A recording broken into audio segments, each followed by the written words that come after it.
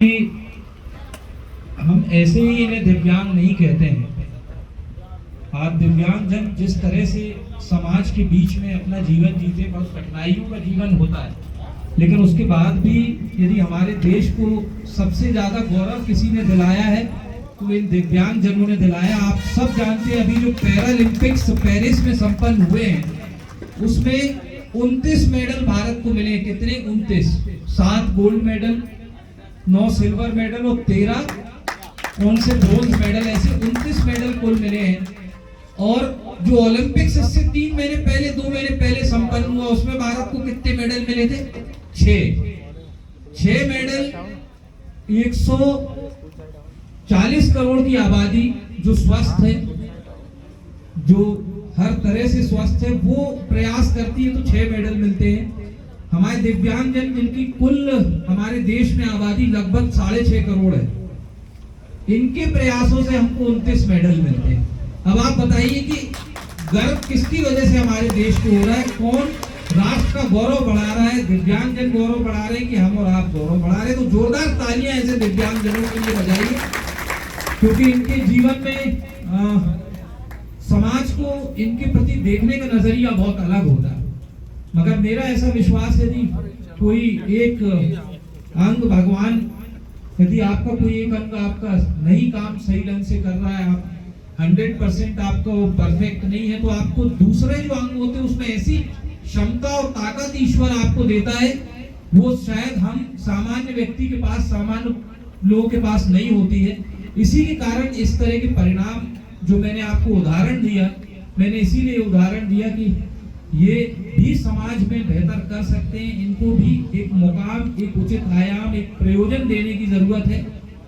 अंग इस बात को निर्धारित, आपके पास स्वस्थ हैं आप, पूर्ण रूप से ये निर्धारित नहीं करता है कि आप ही राष्ट्र के प्रति सही सेवक होंगे, राष्ट्र के प्रति आपका योगदान ज्यादा होगा, उनका कम होगा।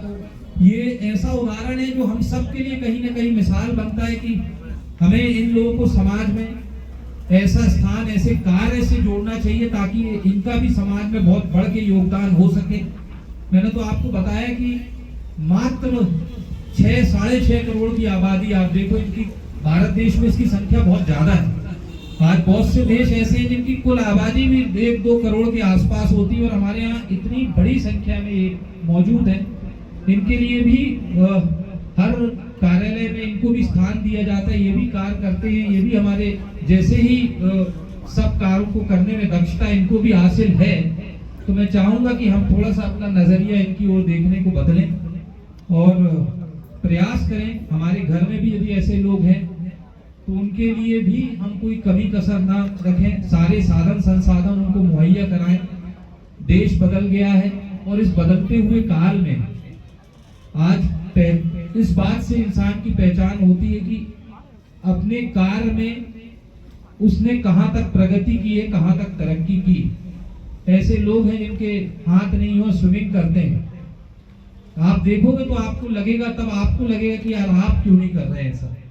ऐसे भी अभी मैं स्विमिंग का ही उदाहरण यदि मैं आपको दूं, 100 मीटर स्विमिंग में रिकॉर्ड महिलाओं में है 10.48 सेकंड का 100 मीटर स्विमिंग का, और महिलाओं में जो अभी पैरालंपिक्स हुई है उसमें टाइमिंग आई है 13.71 सेकंड से लेके, सबकी कम थी, इससे जीतने वाली की 13.28 सेकंड थी। हम में से बहुत सारे लोग भी यदि तैराकी होंगे तो उनकी टाइमिंग नहीं आई होगी 13 सेकंड।